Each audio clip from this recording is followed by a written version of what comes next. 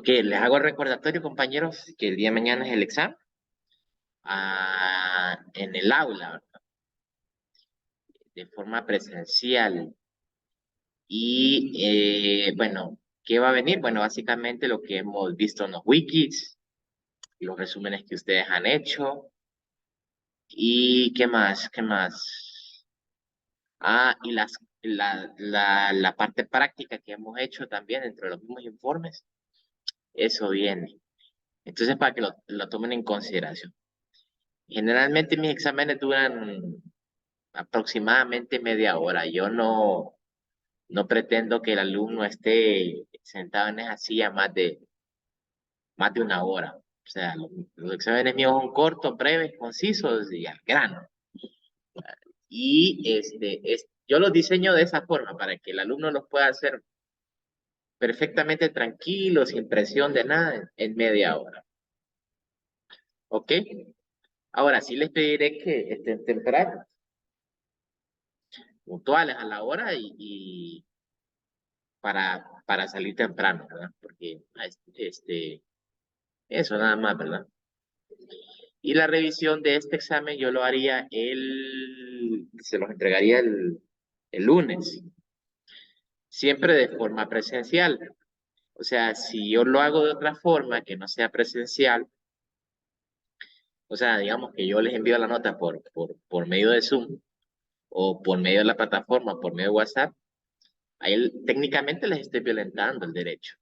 El derecho de que usted venga, agarre su examen y lo lea, y lo revise y lo contraste para ver si tiene errores, si tiene reclamos, y ahí nomás, pues, o sea, usted evacúa aparte, pues, de- del derecho al reclamo. Si usted dice, yo soy humano, me puedo equivocar y estoy expuesto a eso por mi naturaleza humana. Entonces, el derecho de revisión de examen lo tienen para el lunes, o sea, lunes de la siguiente semana. Ok, ya con esto dicho, pues no sé si el grupo 5 ya está listo. Sí, Sí, ya listo. estamos listos. Ok, Eh, entonces les voy a dar la opción de compartir. Ya lo tienen ahorita ok, para que listo. compartan.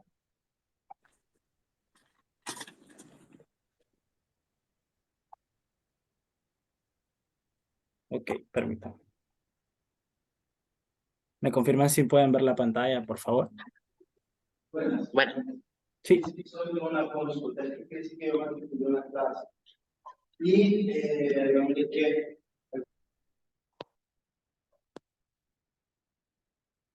Usted nos dice, licenciado, cuando empecemos. un segundito. Sí, ahorita continúen.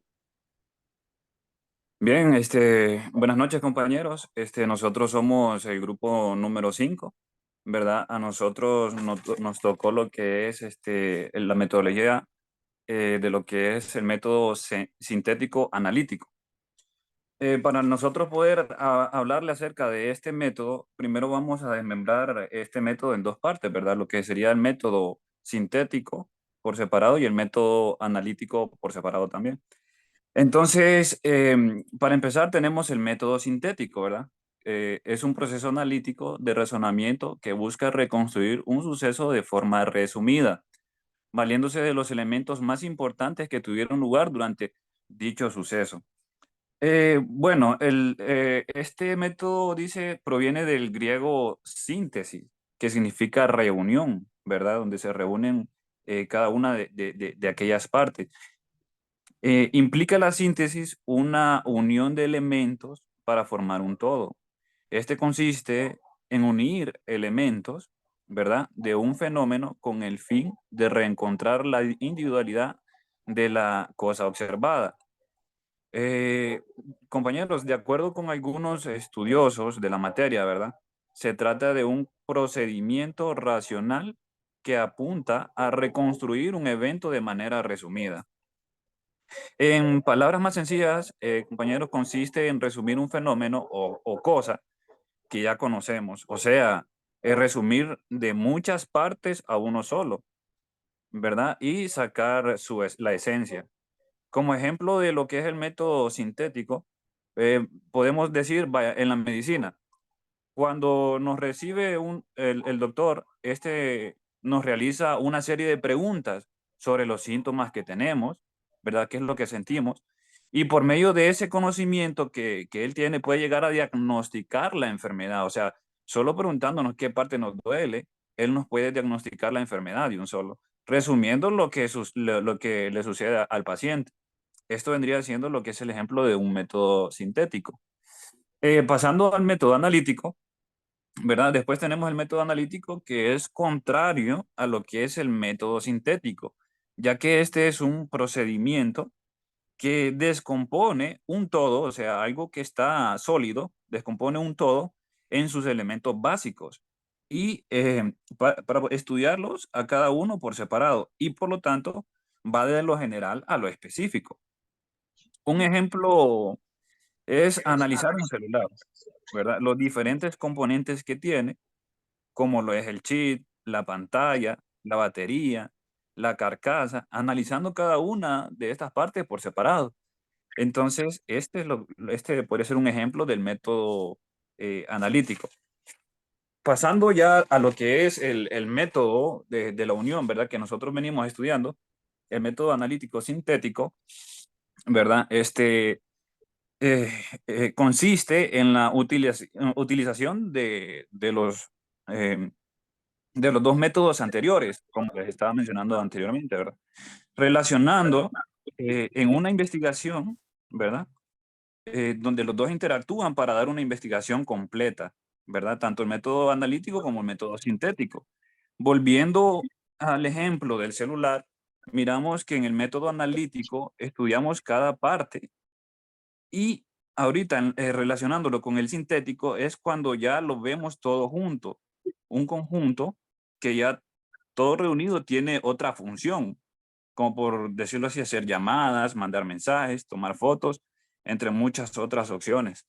Entonces, este es un pequeño ejemplo de lo que es el método analítico sintético, ¿verdad? Ok. Y mi compañero le va a dar otro ejemplo más adelante. Entonces lo dejo con mi compañero.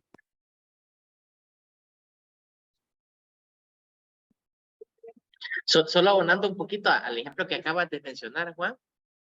Ujú. eh, por ejemplo, los mejores inventos de la humanidad se han dado en tiempos de guerra.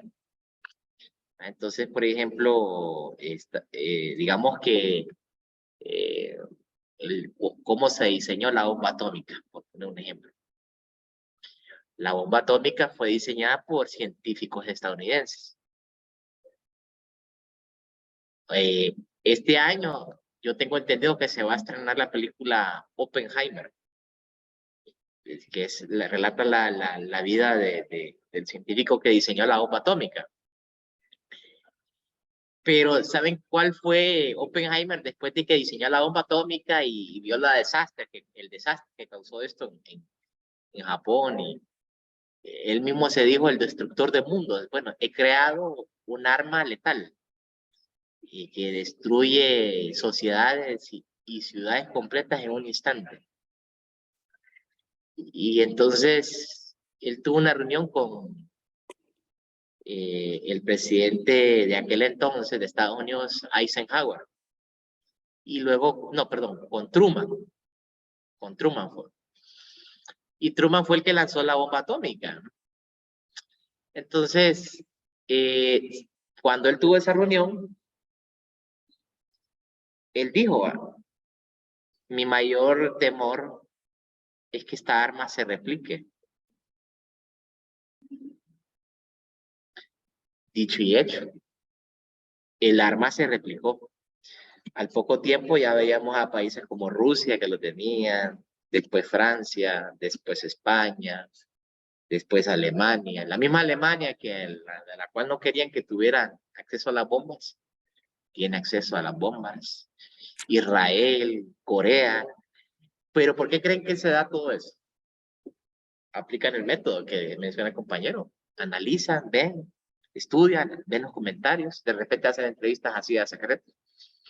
Obtienen toda la información y desarrollan el arma. Así como la ciencia se puede usar para el bien, también se puede usar para el mal, ¿no? Es correcto, Lick. Ok, bueno, siguiendo con lo que estaba hablando con mi compañero, yo le voy a hablar un poco sobre las leyes comunes del método sintético analítico. Consiste prácticamente en presentar con precisión y claridad la cuestión y objeto que se trata de dilucidar o de estudiar, por decirlo así. Bueno, de esta manera se facilita el trabajo, se prepara para poder llevar el camino, pues, para que el conocimiento sea eh, racional del objeto y, pues, como mi compañero lo mencionaba, se, se estudian, o sea, se, se cruzan los dos métodos, por decirlo así, para así poder llegar al objetivo, por decirlo así. Ok, entonces, primero que todo, se debe fijar la atención en el objeto o cuestión que se trata de conocer. Ya lo mencionaba él, un ejemplo que, por ejemplo, una enfermedad de un doctor, bueno, ya les voy a hablar les voy a explicar más adelante el ejemplo que tenemos. Y, ok, como siguiente punto, el examen de un objeto y la investigación de la verdad deben comenzar por las cosas más fáciles o conocidas de mano. Por decirlo así, bueno, cuando nosotros nos enfermamos, que andamos, que estornudamos, y entonces ya más o menos uno ya sabe que puede ser gripe o en este caso puede ser COVID. Entonces, se hacen los exámenes, los estudios y todo, y así pues se determina a ver si la enfermedad está en el cuerpo de uno. Ok, ahora, bueno, los medios e instrumentos para llegar al conocimiento de una verdad deben estar en relación con la naturaleza y condiciones del objeto que se trata de conocer. Esto más que todo es pasos a seguir o como bien dice el título, las leyes comunes del método sintético analítico. Y como ejemplo es de los que le comentábamos nosotros, que es, por ejemplo, cuando una persona va a una consulta médica, no lleva estudios todavía, entonces ahí es donde entra el sintético, por decirlo así.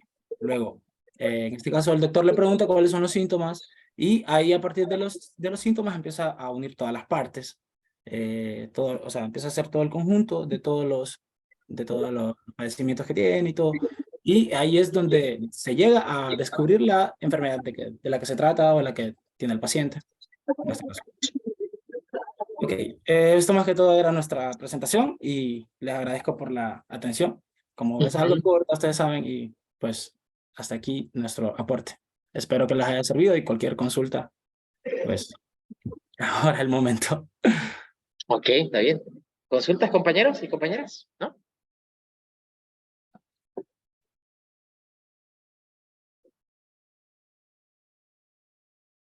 No, no, muy bien. Muy bien, compañero. Compañeros Listo. Juan y Osman. Por mi Sí, parte ok, todo está bien. Licenciado. Dígame. No, para decirle nada más también que nosotros tenemos problemas también con lo del grupo, ¿verdad? Para sí, cuando toque arreglarlo, pues tal vez nos Sí, integramos a otros dos que lo sí. vamos a considerar, pero espérense que hagamos el primer examen. Listo, licenciado. Siempre para mí el mejor momento es eso. sí, ok, listo, Lick. Y por los momentos, tranquilos, manténganse así y yo haré los ajustes necesarios. Ok, ¿No? perfecto. Ok, Bueno, dejo de compartir. sí, por favor. Los compañeros del grupo 6,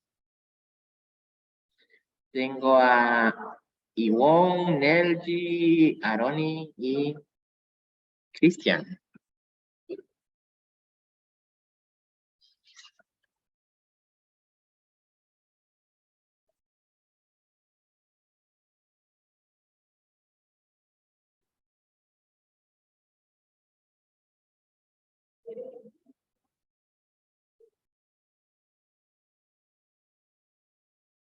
¿Están por ahí?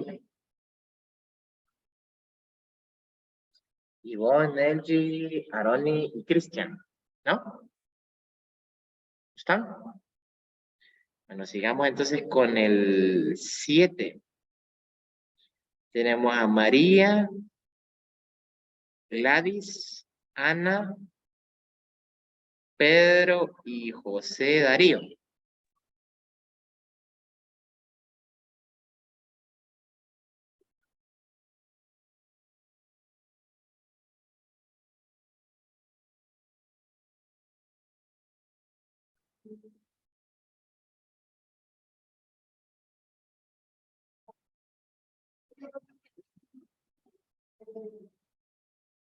Adelante, no escucho. ¿Están? ¿Están listos? ¿Sí? ¿No? Mm, Buenas noches, Lick. Sí, nosotros ya teníamos todo listo. La compañera hasta nos escribió que iba a exponer. Compañera Valesca. Fíjese que no se le escucha. Yo creo que Gladys quiere hablar, pero no se escucha. No.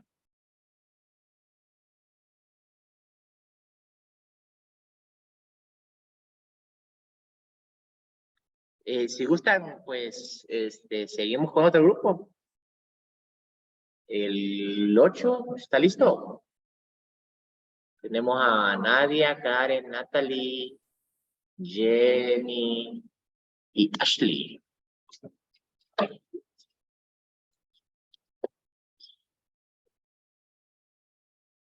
Ok, método bibliográfico. No, y tranquilos, el grupo 7, si quieren arreglen esos problemas y lo hacen después. Buenas noches, Liz, compañero. No sé Buenas si noches. estamos nosotros o... Sí, empiecen. Ustedes son del grupo 8, Ok. ¿verdad? Sí, muy buenas noches, compañeros y licenciado presente. Nosotros somos el grupo número 8 y nos tocó exponer acerca de lo que es el método biográfico. Y vamos a conocer el día de hoy lo que es el método biográfico. Esos somos los integrantes. Bueno, el método biográfico constituye una metodología de investigación cualitativa que integra tanto los relatos de toda una vida o determinadas etapas o acontecimientos biográficos de relevancia de la persona estudiada, desde su nacimiento hasta su muerte, consignando sus hechos, tanto los logrados como los fracasos.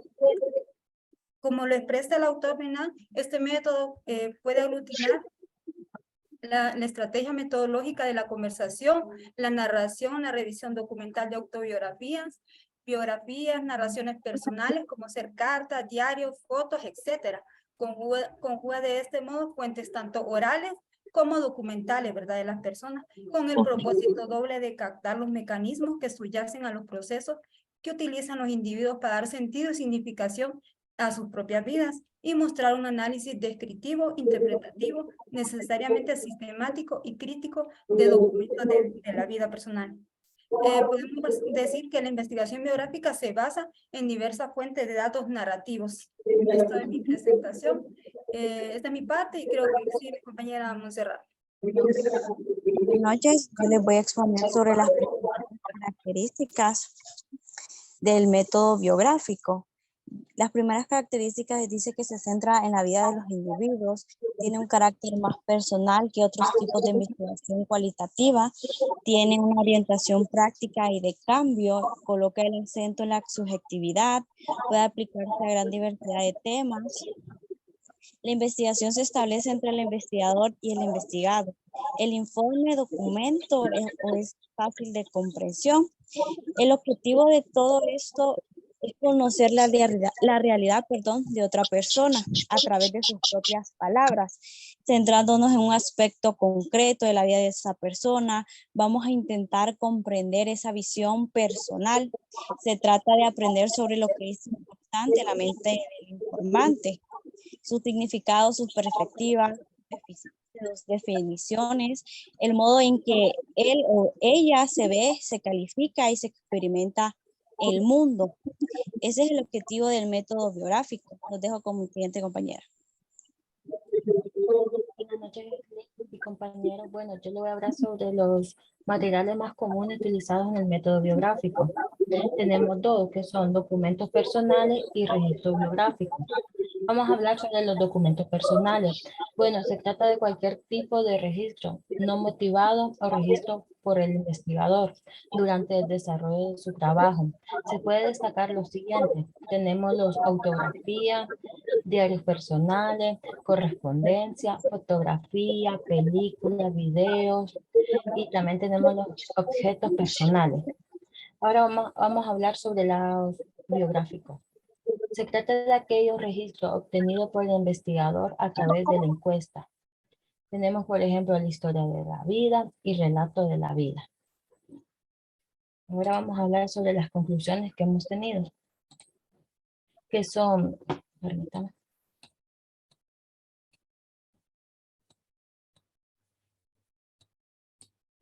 que son el método biográfico en la etapa inicial, apoya la fórmula de la hipótesis en la riqueza del testimonio. Brinda una respuesta a la pregunta que el investigador formula a través de cualquier método de recolección. Su objetivo principal es estudiar cómo son las personas y buscar obtener la visión individual y representativa del mundo y de los rasgos culturales y tradicionales. Disculpe. Y esto sería todo.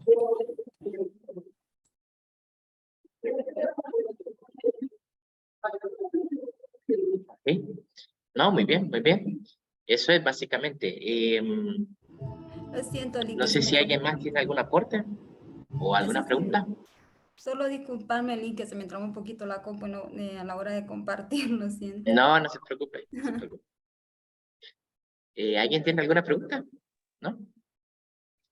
Ok, sigamos entonces. Grupo 7, no sé si está listo. Sí, Lick, solo que voy a compartir desde la compu y voy a Ok. poner Si celular me porque colabora no se me Karen escucha. a dejar de compartir, por favor. Ok. Ashley, ¿cómo le doy aquí? Ah, pues está. Ahí, compartir pantalla. No, aquí. Aquí. Compartir.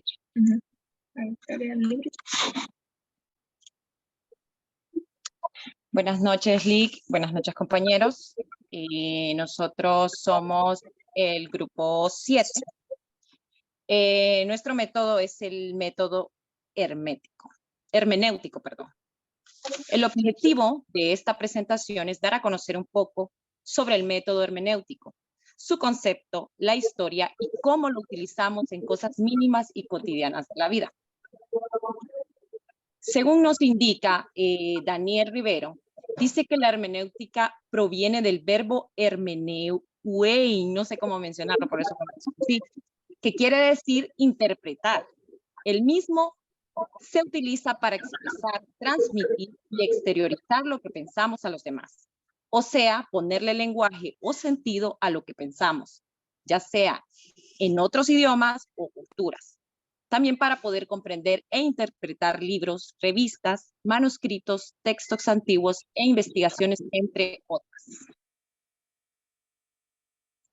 El origen de estos métodos se remonta desde la antigüedad. Se puede rastrear miles de años atrás. Y al ser un saber que se basa en lo interpretativo, podemos rastrear su origen en los primeros intentos de descifrar las metáforas y diferentes símbolos que se encontraban en las escrituras antiguas de nuestros antepasados a través de la historia. Rivero nos propone que esta teoría de la comprensión e interpretación tiene dos caminos o dos vías: el camino teológico y el camino filológico.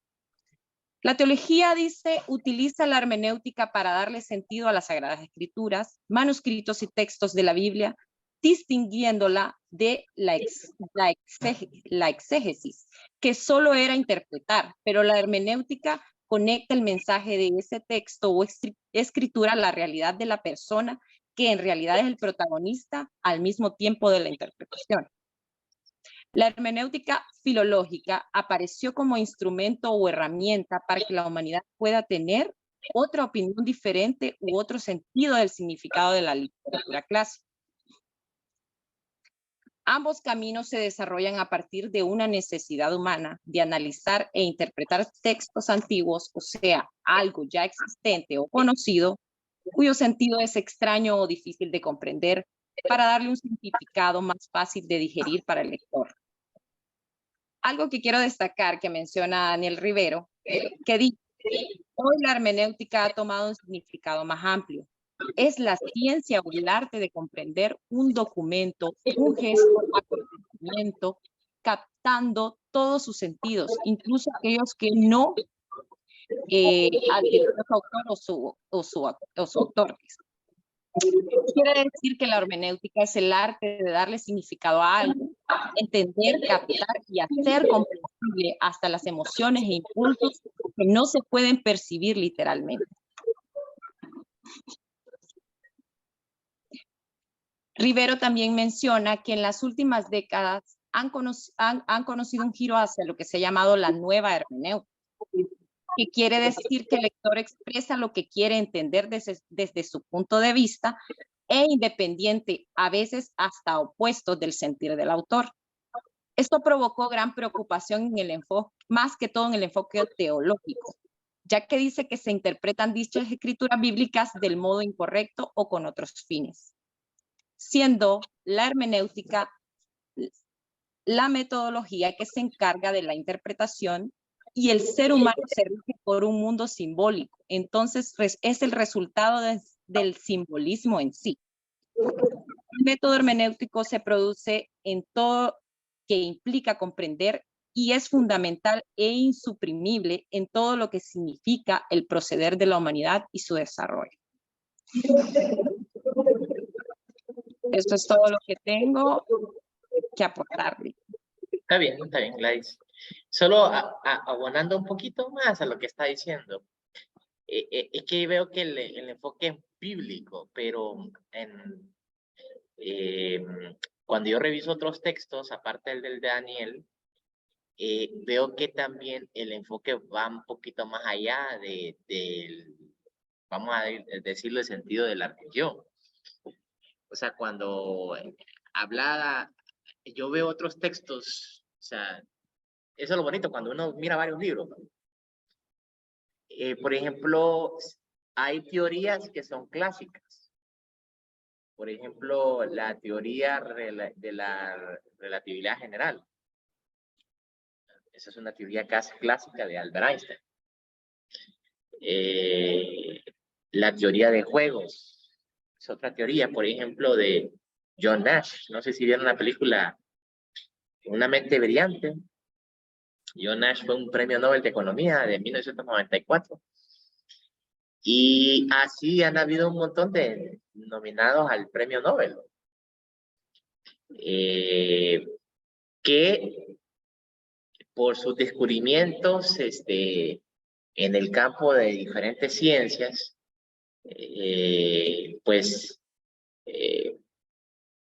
lo que ayer se consideraba como una realidad absoluta, posiblemente mañana ya no sea absoluta, porque se hacen nuevas investigaciones y esas investigaciones dan otros resultados. Entonces, por ejemplo, una teoría que me pareció bien curiosa, era una teoría que hablaba de que la luz que nosotros vemos se comporta como una onda. Esa es una teoría. Pero esa es una teoría que lanzó, por ejemplo, Isaac Newton, que se comporta como una onda. Pero luego vino Einstein y dijo, no se comporta como una onda, se comporta como un fotón.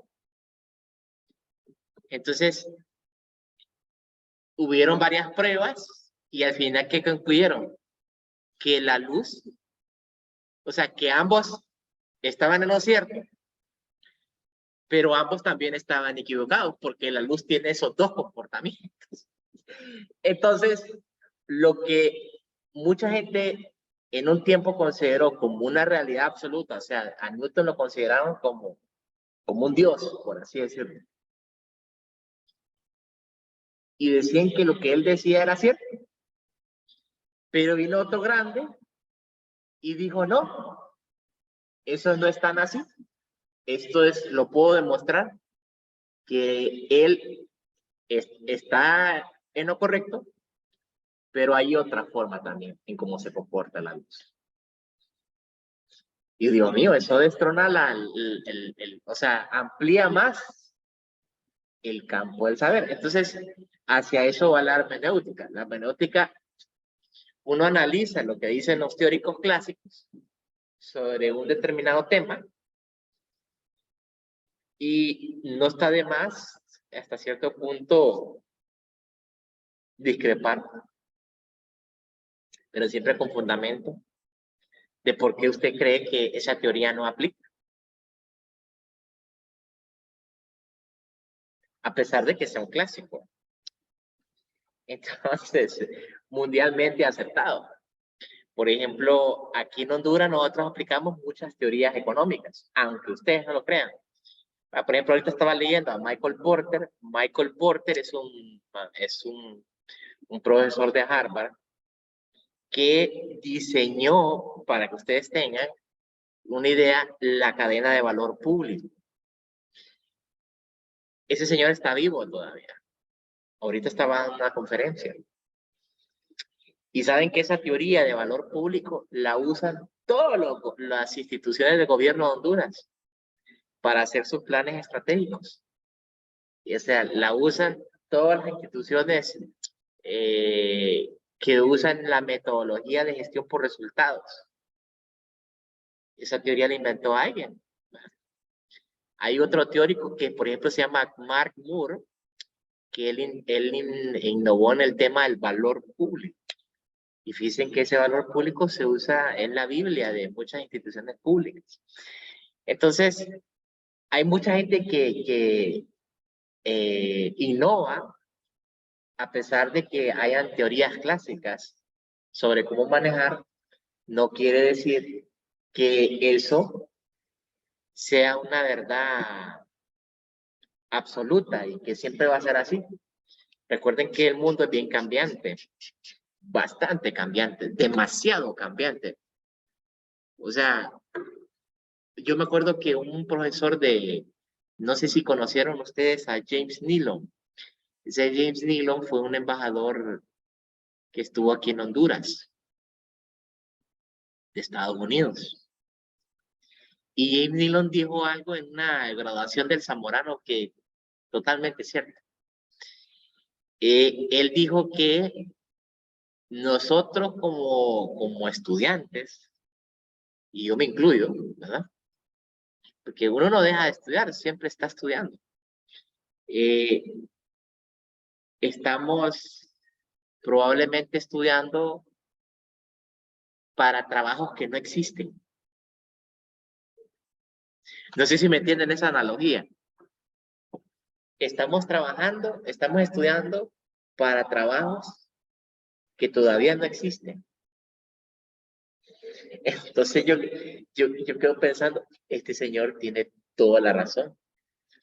Hoy en día, por ejemplo, el hecho de trabajar a distancia, eso yo nunca me hubiera ocurrido. Nunca se me hubiera ocurrido recibir una clase así como la están recibiendo ustedes. Por Zoom, jamás. Cuando yo estudié en el año 2002, cuando yo estaba aquí en la universidad, era raro que tuviera computadora. Y peor, una laptop. Era raro eso. Uno que otro tal vez tenía celular. Pero era raro el que tuviera una computadora. Y ahora todo el mundo anda a computadora. Entonces, en aquel momento, yo nunca me imaginé que esto se diera una clase por Zoom. Jamás en mi vida se me hubiera ocurrido. Estoy hablando de 2022. 2002. 20 años después es algo normal. Imagínense que súmenle ahora 20 años. ¿Qué va a pasar de aquí al 2042? ¿Qué cosas que hacemos hoy van a cambiar de aquí a unos 20 años? De aquí a unos 20 años posiblemente más de alguno de ustedes esté aquí dando clase o posiblemente esté trabajando afuera, trabajando en una forma que ustedes nunca se imaginaron. Entonces, eso es lo bonito de la diversidad. Bueno, para no aburrirlos con lo que digo, no sé si hay alguien más de los grupos que quedó pendiente va a exponer.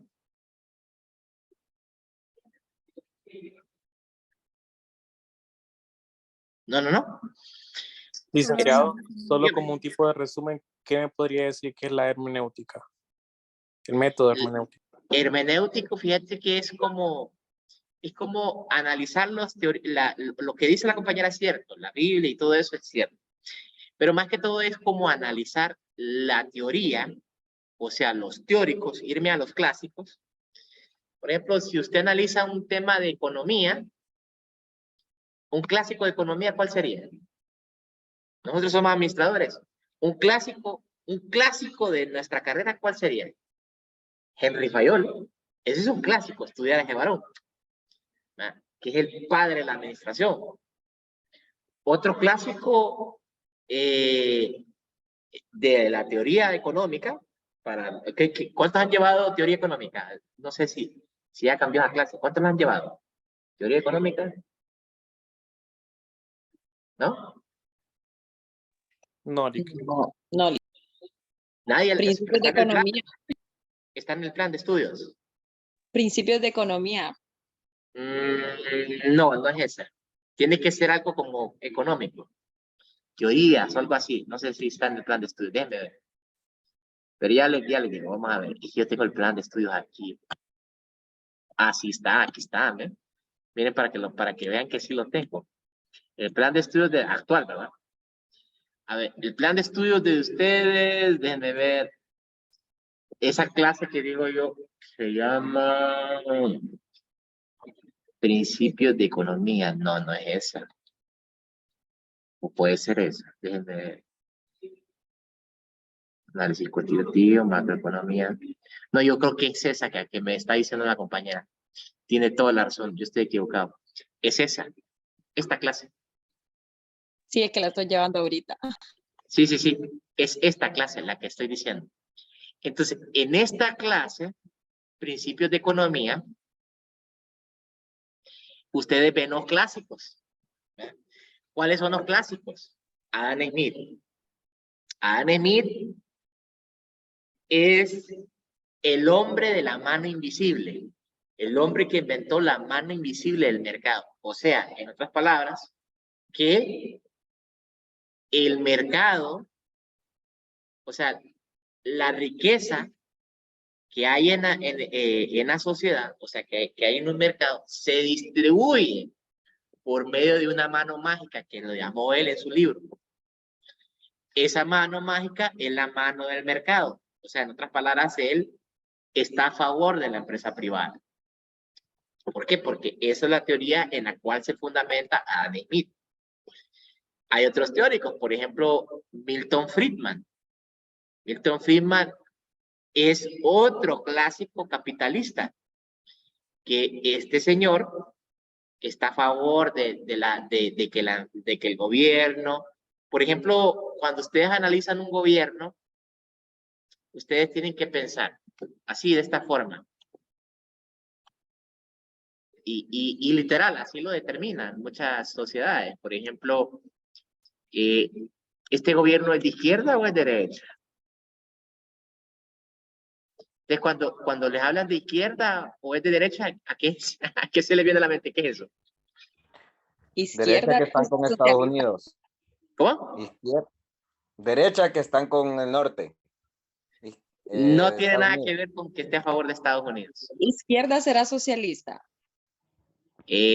Tampoco. No tiene que ver con eso. Ese nivel de, o sea, la derecha, ya yéndonos a los extremos, la derecha radical, por ejemplo, son ultraconservadores, la izquierda radical son ultra liberales. Ah, sí, pero ¿qué quiere decir eso? ¿Eso que me estás diciendo qué quiere decir? Radica en el concepto de moral de cada uno. ¿En el qué? Concepto de la moral de cada uno. Por ejemplo, cuando decimos ultraconservadores se refiere a valores familiares, valores tradicionales, y cuando hablamos de extrema izquierda son más agendas globalistas, tendencias sociales modernas. Ajá, sí, vas en la línea, ajá. Pero todavía no tiras al clavo, pero está cerca. Es como para el tipo de sociedad que trabajan, por decirlo así. Como si están a favor del pueblo o a favor de la empresa privada. Exacto, algo así. Vamos atinando por ahí. Sí, vamos La atinando. ideología política, Lick.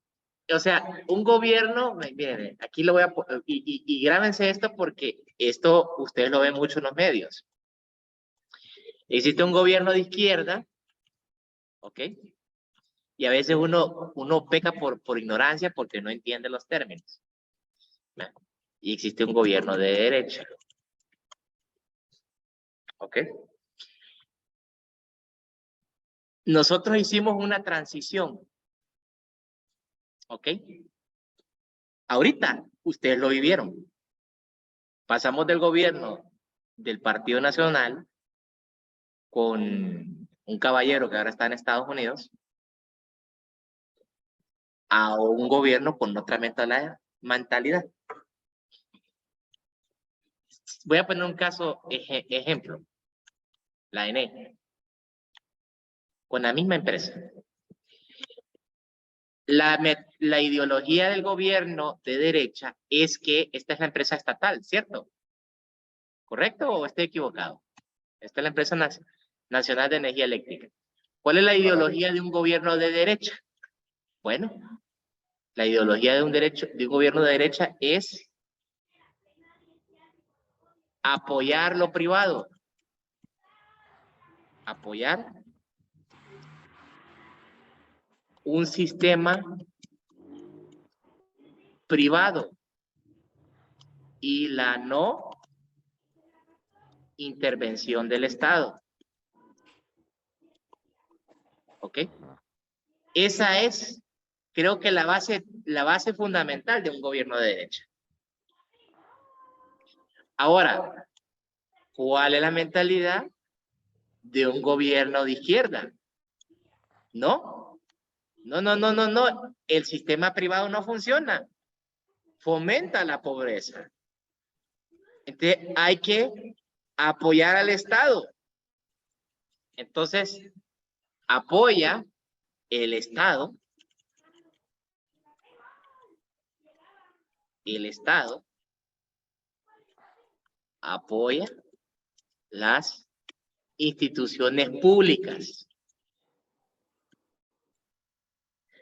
Esa es la gran diferencia entre un gobierno de derecha y un gobierno de izquierda. O sea, ¿quién está más a favor de la empresa privada o quién está más a favor de más Estado? Eso es. Entonces, por ejemplo, cuando Orlando, si ustedes, ese Partido Nacional, estaba más a favor de que el Estado dejara a la empresa privada, en el caso de la ANE,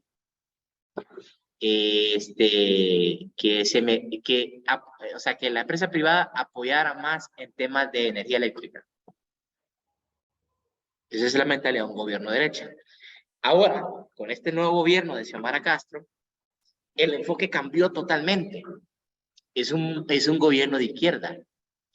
Entonces, cuando hablamos de un gobierno de izquierda, no tiene nada que ver con conformismo, no tiene nada que ver con eso, o que me gusta más Estados Unidos, no.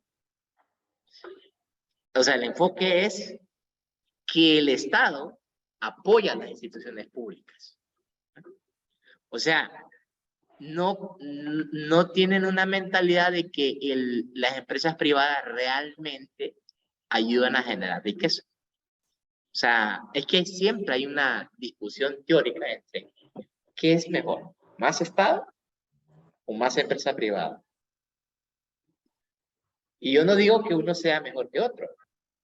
Ambas tienen sus cosas buenas y ambas tienen sus cosas malas. Pero en eso radica. Entonces, cuando un gobierno es de izquierda o un gobierno de derecha, esta es la diferencia principal. No sé si quedó claro esto, compañeros y compañeras. Clarísimo. Sí, claro. Sí, Entonces, cuando hablamos de teorías, entonces, ¿sobre qué teoría me voy a basar? Vaya, por ejemplo, les voy a poner un ejemplo aquí con teóricos. ¿Qué teóricos apoyan el Estado? John Maynard Keynes, ese es un Estado. John Maynard Keynes está a favor del Estado. Este es un clásico que estudia este fenómeno que les estoy diciendo yo, donde el Estado debe de intervenir, porque el Estado, según John Maynard Keynes, no genera, la empresa privada no genera riqueza, solo genera riqueza para la cúpula. Esa es la teoría de Keynes. Viene un caballero que se llama Milton Friedman y dice, no, fíjese que el gobierno no tiene la plata el gobierno es ineficiente, el gobierno es burocrático. Yo no creo que el gobierno sea más gobierno sea la solución. Esa es la teoría de Milton Friedman. Y así podemos ir viendo clásicos. Por ejemplo, otro clásico que apoya al Estado es Adam Smith. Adam Smith, otro clásico que apoya la teoría del Estado. Y así podemos ir viendo. Por ejemplo, Henry Fayol. A mí me gusta mucho Henry Fayol porque es un capitalista. Es el padre de la administración. Es el padre de la teoría de la administración de que nosotros estamos estudiando. Él fue el que la desarrolló. Y yo veo que Henry Fayol tira para ambos lados. Henry Fayol hace como un análisis mixto entre Estado y hace una crítica entre ambos. Entonces vamos a ubicar, por ejemplo, autores que tiran para ambos lados. Otros que son más cerrados para un lado, otros que son más cerrados para otro. Entonces, el tema de la hermenéutica, pues, es ir identificando qué autores están con mi teoría o mi forma de pensar y qué autores definitivamente son contrarios a lo que yo pienso y que no abonan a mi investigación, pero sí me pueden servir como un referente para decir, bueno, este clásico está en contra de lo que yo digo o lo que yo apoyo o mi ideología, ¿verdad? Pero lo entiendo y entiendo sus puntos de vista. No sé si me explico con este ejemplito. Sí, Lick. Lick, si lleva a esa, como dice, la contraria de su ideología, pero también mira otro punto de vista que usted no ve. Es correcto, es correcto. Entonces, lo interesante de analizar las teorías, o sea, irme a la hermenéutica, que es lo que pusieron los compañeros, es precisamente hacer esos contrastes. Precisamente hacer esos contrastes. Yo, por ejemplo, yo puedo decir, por ejemplo, John Nash, es una famosa película, la recomiendo que la vean. John Nash, Una mente brillante. Esta es una película súper hermosa. Ese es un señor que se ganó el premio Nobel de Economía 1994. Murió hace poco. Desgraciadamente murió en un accidente. John Nash, premio Nobel. Miren cuántos premios Nobel tuvo el Beautiful Mind, se llama con Russell Crowe. Esta es una película preciosa. Está, Una mente brillante. Entonces, pues, básicamente, pues, él analiza esas teorías que les estoy comentando. Y miren, ahí está, 4 Óscares, mejor película. Véanla, bien bonita esta película.